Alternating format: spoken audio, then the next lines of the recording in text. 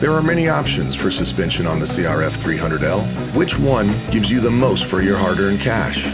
We upgraded our bikes with two of the best-known brands and put them head-to-head.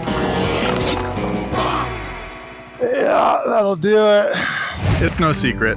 The 300L's suspension is the softest known to man. The biggest problem with that shock just being so soft and really the rebound being so unpredictable is it just takes away all your confidence while riding. We're incredibly average riders. We're not pros. We're not sending it fifth gear wide open, you know? So for us, anything that robs that confidence just kind of takes away from the riding experience. But that changes today. We upgraded both our bikes there.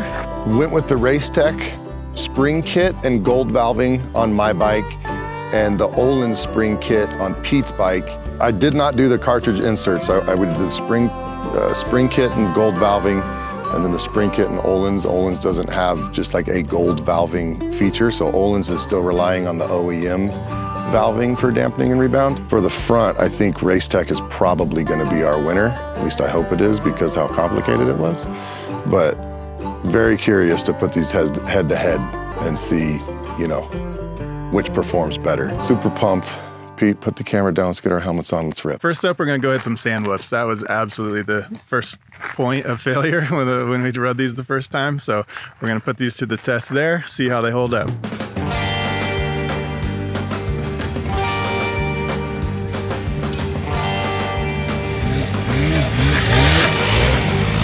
Woo, getting back.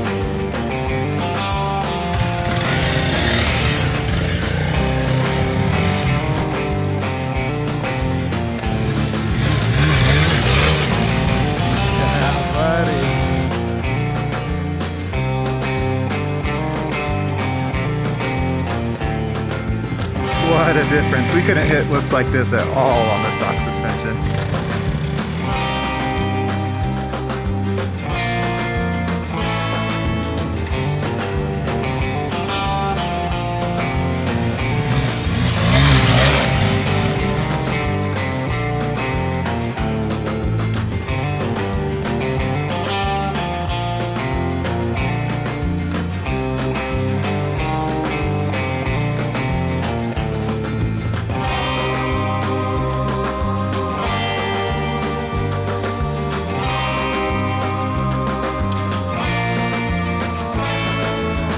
So we just got done with our whoop laps, and both are such insane improvements. If you can't tell, super happy.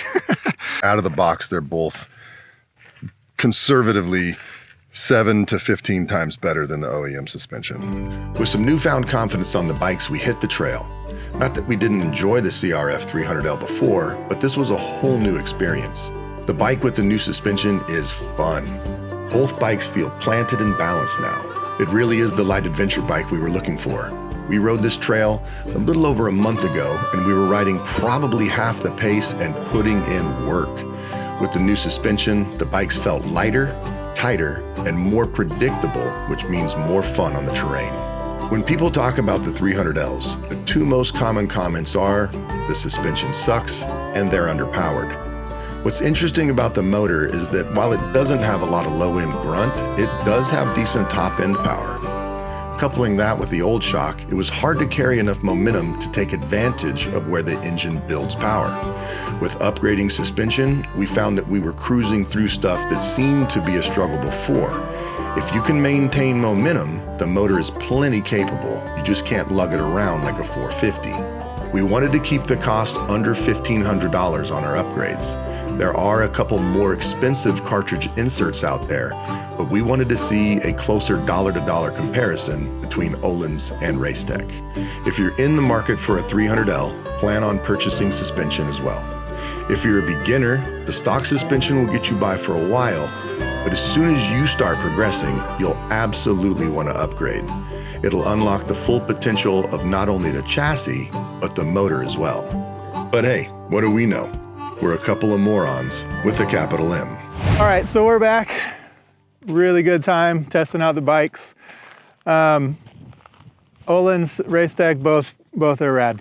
Huge improvements on the bike. If I'm gonna give it to one, though, I gotta give it to Race Tech. When you get into the bottom of the stroke, there's just a little bit more hold up, a little more resistance. So the harder you hit, the stiffer it kind of feels as you go deeper into the stroke.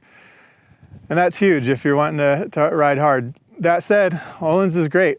Öhlins is going to be on my bike. Do I feel the need to swap out? No, Öhlins is rad. Piggybacking off what Pete said, I also give the nod to the Race Tech. I'll walk that in a second.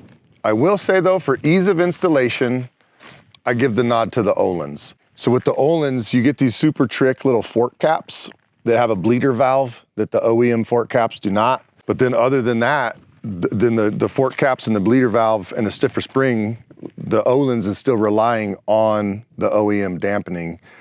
As far as installation goes, both bikes, the rear is super simple. It's 3 bolts, one up top, and then the 2 lower ones here for the linkage.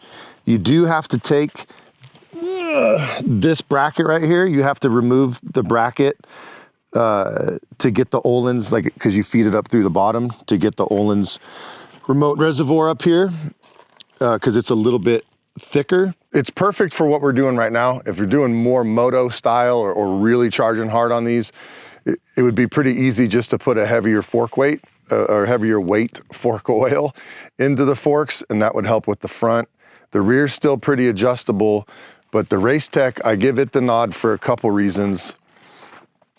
Install is much trickier on the Race Tech because of all the tiny little shims. When I did all the work to the left fork leg, the fork oil was pristine. So I didn't mess with the right fork leg at all.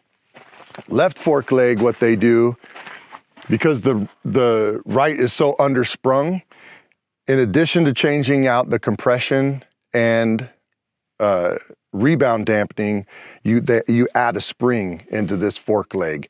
Öhlins, there's a compression dampening and rebound dampening adjustment on the rear shock. With the Race Tech, you can adjust the rebound dampening on the shock itself, and then it has high speed and low speed compression dampening on the remote reservoir. I'm so impressed with the Race Tech that moving forward, I'm putting this on my Harleys. It's all Race Tech all day for me. I couldn't be more happy with this, both bikes, especially the Race Tech.